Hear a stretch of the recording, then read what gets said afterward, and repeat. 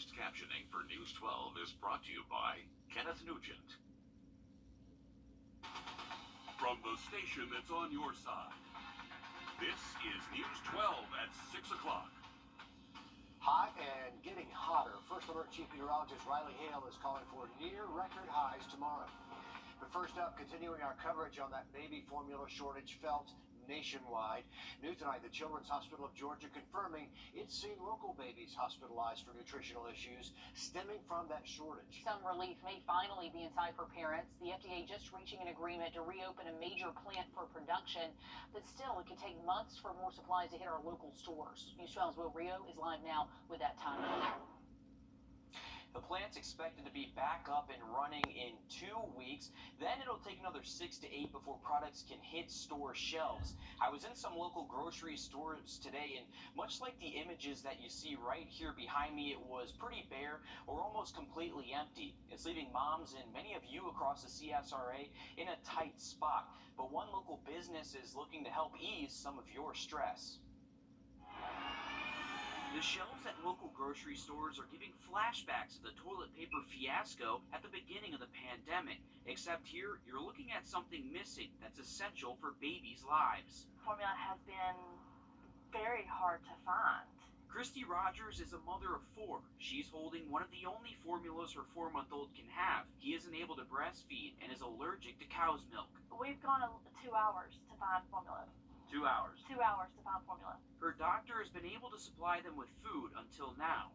Not being able to feed my child scares me. Not having the formula, the food, the nutrients he needs, it's scary.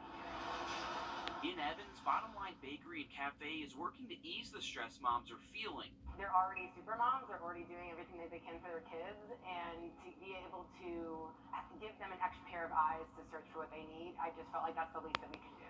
They're collecting baby formula and cash donations to help families struggling. All of the croissants, all of the cookies that we sell in-house, all of the pastries, those sales are getting applied directly to just buying formula right now. And if moms need it, they let me know, they come in, and I'm just giving it to them. It may not look like a huge collection now, but it's worth helping, even if it's only one mom. If I can just get to the store and find a single thing of formula for one mom, I feel like that's a win.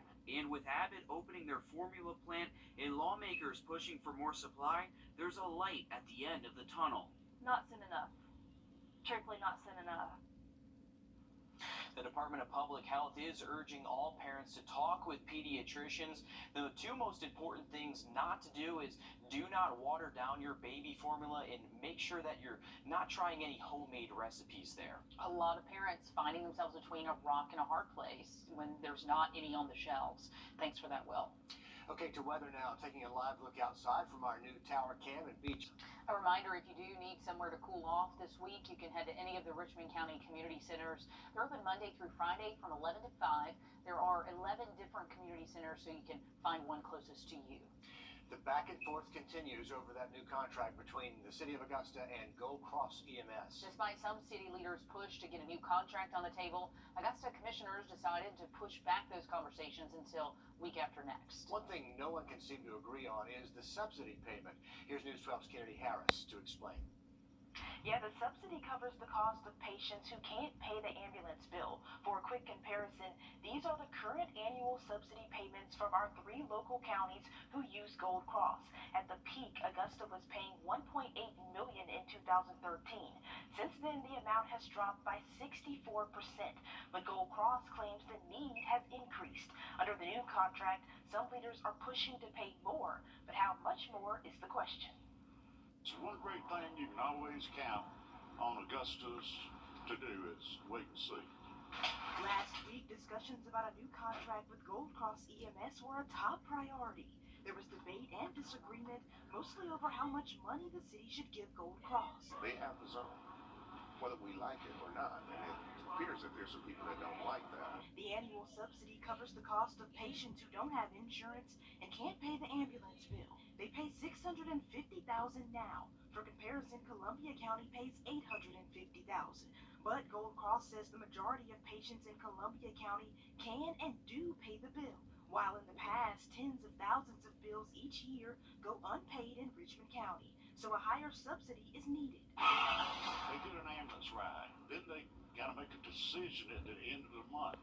Did they buy the baby the formula? Did they turn the lights on, keep the lights on? Did they pay a little bit on the ambulance bill? In 2013, Richmond County paid $1.8 million. Comparing that amount with the current inflation rates, Richmond County should be paying about $2.2 million. Around $1.5 million is the proposal being thrown around now, but some leaders don't want to give them too much more because response times and quality of service is still a concern. It has been something they have proven themselves. That is not the case. For now, the conversation isn't over, it's just on pause. So no word yet on if they'll talk about the contract next week either, but from what commissioners have told me, they still have not had any discussions with Gold Cross just yet. All right, we will track that debate. Thanks, Kennedy. We're working to learn more about a potential shooting on an Aiken County highway this morning. It happened on Jefferson Davis Highway, just minutes down the road from Aiken Tech. Deputies say they responded this morning just before 10 o'clock after getting a call from a woman who said she'd been shot. You can see the white car there on the scene appears to have bullet holes right there in the driver's side door. We're told the victim was taken to AU Health. We are working to learn more about that person's condition.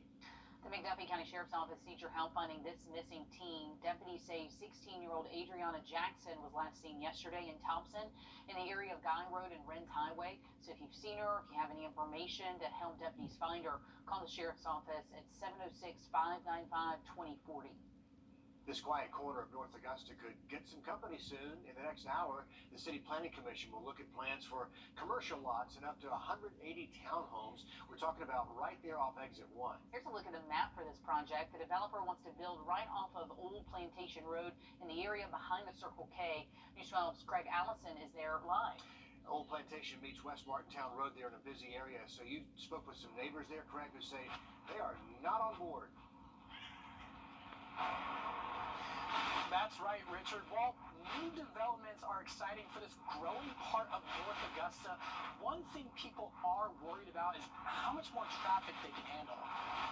Traffic has increased tremendously since we moved here. Bill Price has lived on Plantation Drive, which connects with Old Plantation Road, for almost 30 years. He says while new developments like the Savannah Barony neighborhood next to him are nice, he's worried that Moore's Bluff might be more than his road can handle. To add that much traffic, I think, is going to just make the whole situation considerably worse, particularly around the entrance to the neighborhood. I think most of the growth has been in Edgefield County, so it has created enough incremental traffic over the years where it's very difficult to make a left turn to come out of Old Plantation Road. Kenneth Burkhalter has also lived here for almost 30 years. He agrees traffic is what matters most.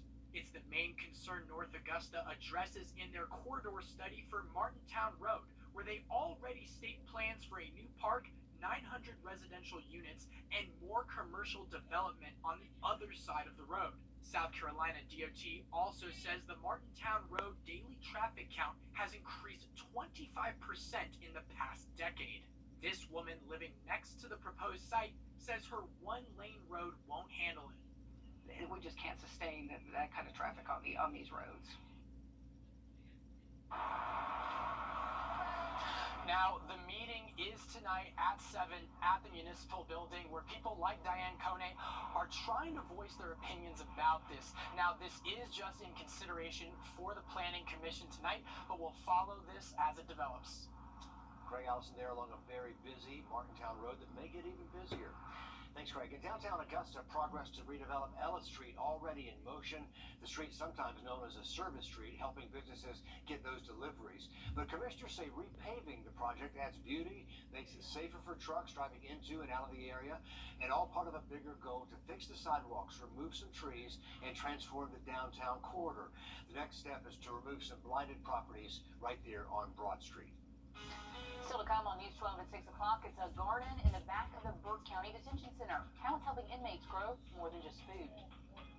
And we are cranking up the temps tomorrow, most likely hitting record high temperatures on Thursday, getting close Friday. Have a look at that, and also some storms this weekend just after the break. We'll have more on that weekend forecast towards the end of the show. Riley, thanks. If you go to the back of the Burke County Detention Center, you're going to find a garden full of fresh fruits and vegetables. It's all part of Project Green, allowing inmates to work together to give back to each other in their own community. Here's our Maria Sellers with why it's so important. Well, just beyond this fence is a garden worked by inmates, and I actually spoke to a couple of them, and they tell me here they grow more than just vegetables. We're growing integrity, sophistication, a little bit of knowledge, understanding, and to be truthful. Bobby Peterson and Christopher Rickton spend some time each day growing watermelons, tomatoes, squash, and other fresh foods in a garden behind the Burke County Detention Center. It's helping to cope a little bit better, like therapy almost. It's more than just a coping mechanism, but an opportunity to teach them valuable skills like teamwork, perseverance, and patience. Now, garden requires a lot of patience and has a positive outcome. So that's my goal, that for them to have a positive outcome on some of their accomplishments. It's giving them a skill that they can then take out into this agricultural community that we live and put it to use and help them to be productive. It's one of the initiatives started by the sheriff, as he hopes his employees can help be a positive influence on the inmates to change their lives for the better. If we grow ourselves, we are enriched to grow them. And if we grow them, they can then go out and be productive and help to grow other people and help to change lives, one person at a time. And inmates hope to use what they learn here. And learn how to stay out of bad circumstances and get into some positive ones. Counselor Finney says they're hopeful they can expand this garden and that the inmates will get to enjoy what they've grown. Reporting in Waynesboro, Maria Sellers on your side. And you can tell they've already learned a lot. Both inmates say they hope to continue gardening after they're released. And one is set on using his newly learned life skills to keep helping his community. But, you know, it always tastes better when you grow it yourself. Yeah, locally grown. Yeah. Farm fresh. Love it. Okay, to sports now. The Braves on a mission to climb the NL East.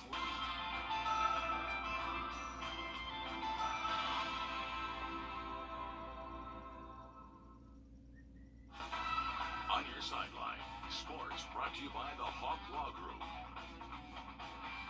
Coming fresh off a shutout win, the Braves trying to go for two at American Family Park against the NL Central leading Brewers in an afternoon clash. Scoreless after 2 innings, Austin Riley gets the bats going for a 2-out rally. His grandstand bomb is his 7th to leave the yard this season, puts the Braves up early and makes it a 3-0 ball game. Next up, Marcell Ozuna. He says, "I'll have what he's having." No doubt shots left as Ozuna zigzags his way home. The Braves go for back-to-back homers for the first time this season. Well, before today, Max Fried has only allowed 1 run in his last 28 innings against the Brewers. A triple in the 6th gives Tyrone Taylor the go-ahead, and that brings it to number 4. Brewers climb from there on out and force 11 innings until the Brew Crew's Keston Hiura homers to center and puts away the series 7-6. Braves head to Miami on Friday. Cross Creek senior Gary Oakes put pen to paper, signing with Truett McConnell University for track and field. While at Cross Creek, Oakes ran on the men's 4x200 and 100-meter events. His Razorback team finished 7th at state in the 4x100. Well, it's a fight to stay alive in the Class 4A state softball tournament. North Augusta is taking on South Florence. That game just now underway. Bottom of the first, Yellow Jackets' Rue Hallwell has a 2-run double and brings it to 3-0 against the Bruins. Winner goes on to meet Hartsville in the Final Four. Riley? All right, best of luck to our Lady Yellow Jackets. Hope that they pull off that win for us. Into the weekend, we are going to cool off our temps just a few degrees. Still pretty hot out there, but each afternoon we'll have a chance for a few thunderstorms. We'll have another look at the 7-day just after break. CBS Evening News. Miss Allison. Such a fun moment captured in Columbia County at the Savannah Rapids Pavilion, honoring the school district's Rookie Teacher of the Year. That is 3rd grade teacher Allie Doyle soaking in the cheers for all of her hard work this year. She says it's a blessing just to get the chance to teach in the county in only her first year out of college. She says she took her back for a second because they said Allison. She didn't recognize that she'd won because everybody calls her Allie, but she figured it out pretty quickly. Oh, congratulations to her. We need good teachers, so thrilled for that award. Congratulations to all those finalists as well. Rookie teachers making a mark in Columbia County. How about that? Definitely a tough job. Big congratulations to her, and definitely need more good teachers for sure. Hey, car wash forecast looking great. We do have just a low-end chance for an isolated storm tomorrow. Most of us should stay dry. So if you watch the car Thursday, not expecting storm chances to really go up until we get to the weekend. And by the weekend, we do have a pretty fun event heading our way. Thunder over Evans. This is actually free to the public. Starts at 6:15 Saturday. Through the afternoon, there cannot rule out a stray shower or thunderstorm. I don't want that to keep you from heading out there, though. It's not going to be a washout. Maybe it rains 30 minutes and then pass on by. You're good to go. Sunday, that's a little bit better opportunity to see some widespread rain later into the afternoon. By next week, though, temperatures finally do cool off. And that's all of our time for News 12 at 6 o'clock. We'll see you tonight at 11.